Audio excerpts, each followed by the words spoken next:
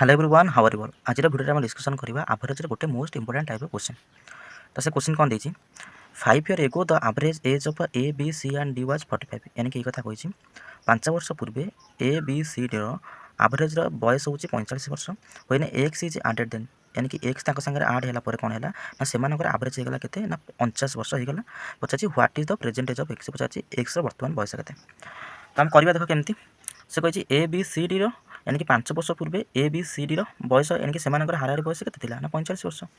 मत कथा कह ए बी सी डी जब 5 वर्ष पूर्वे से बयस हूँ 45 वर्ष तो से बर्तमान बयस के तेज सर बर्तमान बयस 45 आम कौन करवा 5 जोड़ीदा यानी कि बयस हो ना सर बर्तमान बयस हूँ 50 वर्ष।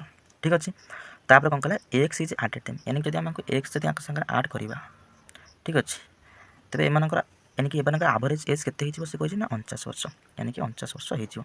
ठीक अच्छे क्वेश्चन कौन कही क्वेश्चन पचार एक्स बर्तमान बयस के बाहर कर गोटे ट्रिकली करवा गोटे फर्मूला अच्छी new is equal to old plus minus increase आउ decrease of average into final member.